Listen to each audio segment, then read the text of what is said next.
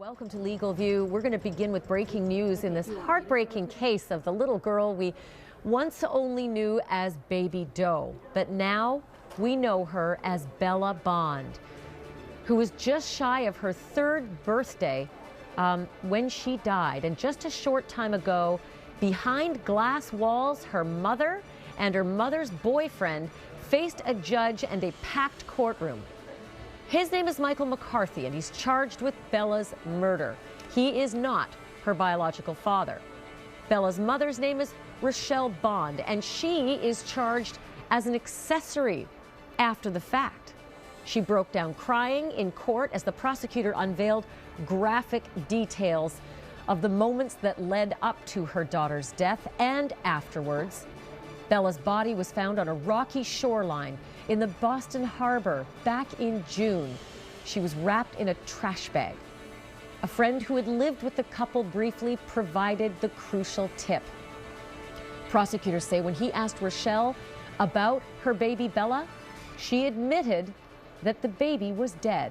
Listen in to what the prosecutor said in open court. Massachusetts State Police came to Roxbury District Court and interviewed him. And it was then that he said that he had lived with Mr. McCarthy and Ms. Bond in the late winter or early spring for approximately 1 or 2 weeks, that he had moved out because he was appalled by their treatment of her. He indicated that both of them would yell at her, would demean her. He indicated that on one occasion he saw Ms. Bond spank her daughter. But what troubled him the most was that both of them, but particularly Mr. McCarthy, had on at least 2 occasions locked the girl in a closet for between 30 minutes and an hour, and while she screamed to be let out. And Mr. McCarthy and Ms. Bond told the lifelong friend that she was possessed by demons, and that was the reason that she required that type of punishment. A lifelong friend confirmed that over the past 2 years or so, Mr. McCarthy had become very interested in the occult, purported to see demons, purported to see ghosts, and purported to be able to exorcise demons and exorcise ghosts. Massachusetts State Police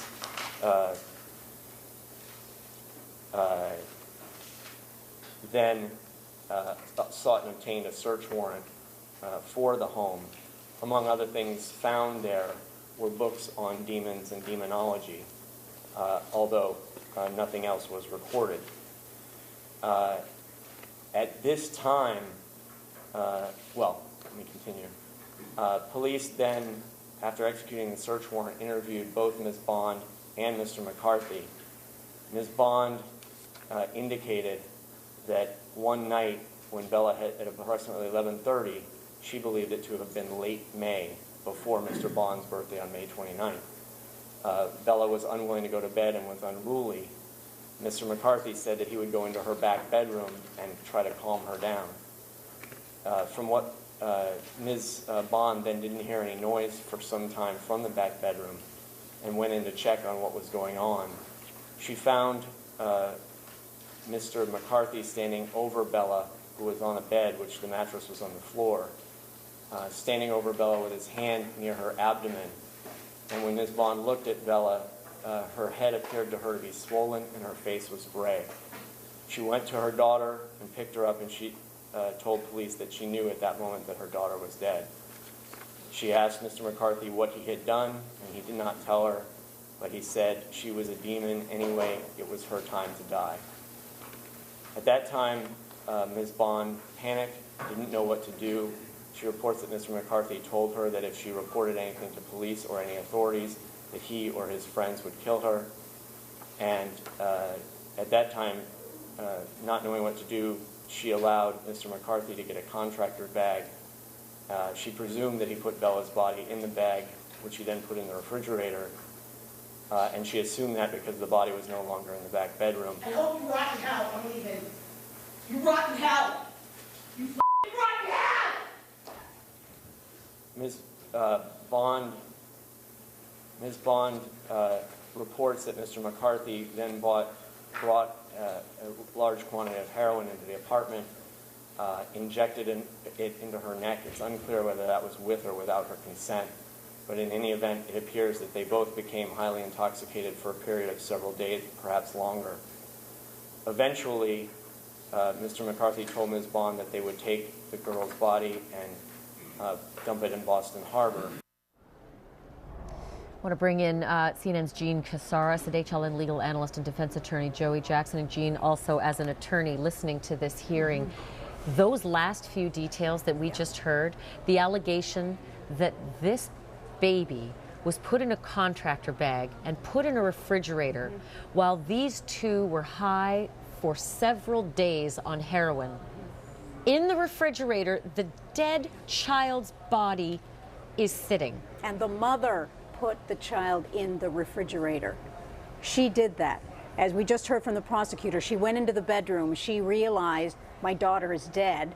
The father said, well, she was a demon anyway. She was demonized. And then it was the mother that took her and put her into the refrigerator in a plastic bag. I heard that differently. I heard she was unaware of the contractor bag and the refrigeration placement. But this notion, Joey, that they would be high for 3 days with the dead baby in the refrigerator, while it's appalling to hear it, does it make a difference in the actual murder case against Mr. McCarthy and the accessory case against the mother? Well, what will happen is this. In terms of the father, obviously what the prosecution is going to establish is the intent and, of course, the fact that he actually engaged in the murder. Now, what the defense will be, absent him saying it wasn't me, I have no idea what occurred here, which I think will fail, that we may be looking at some kind of mental incapacity. I'm certain that there'll be a health evaluation done as to him to establish what is his state of mind, what normal individual under normal circumstances, nothing normal about this case, but would even think about saying there are demons in you and, you know, she needed to be punished in this way. So I think you could be looking towards that kind of defense. In terms of the mother being an accessory after the fact, now, you know, it's punishable by 7 years in jail, and she'll have her own defenses, one of which might be that she was under duress and under really the stress of coercion, fearful of what he, the boyfriend who killed her daughter, might do to her. And so the witness is going to be critical, this person, because this is a he said, she said story, but for the fact that the police have not charged her similarly. But there is this witness who lived there, who says, and I'm not sure if it's a he or a she, but a long family friend, a he, who says that there were admissions made to him from this man. He's really the one that brought this to light, because the mother and the boyfriend were on their way to the hospital, and this friend said, it's so wonderful that you're off drugs now, you're going to get your daughter back. From Department of Children and Families, she said, no, my daughter's dead. She told him. He went to his sister, they looked up online, they saw the picture of that beautiful forensic image of Bella that the country was introduced to 85 days ago in June. And that's when they realized that's Bella. And the sister went to the Boston Police Department. So to be really clear, this family friend, and I believe it's of Mr. McCarthy, it's a long time that is correct. Family friend of the person who was charged in this murder. Right. There has been no admission from Mr. McCarthy that I did this. There was no admission to this family friend. I'm responsible for this. I did it.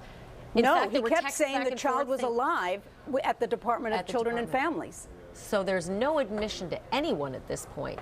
It's really still a he said, she said, and yet the police don't believe it. But Joey, it's odd. It absolutely is odd. And of course, if he's saying inconsistent things, which is not exactly unusual in any instance like this. Number one, that there may be finger pointing as between the boyfriend and as between the mother. And number two, as to him saying, okay, I needed to punch her or she needed to die because she was possessed. And then, of course, simultaneously saying, I don't know exactly how this happened. That could cut both ways, too. It could show consciousness of guilt, as could the discarding of the child after the fact, or could show that he has a diminished mental capacity, which the defense may be going. Diminished mental capacity, any kind of insanity defense, if that is an effort at any point to be mounted, you take the weights. You take the timeline, and that timeline is critical here. The hiding of the body, and that's evidence that you know something's wrong, and you're hiding what you've done. And there's no cause of death yet. No cause of death, but yet the mother said the face was bloated and red when she walked into that room. Jean Casares, Joey Jackson, thank you. We'll continue to follow this.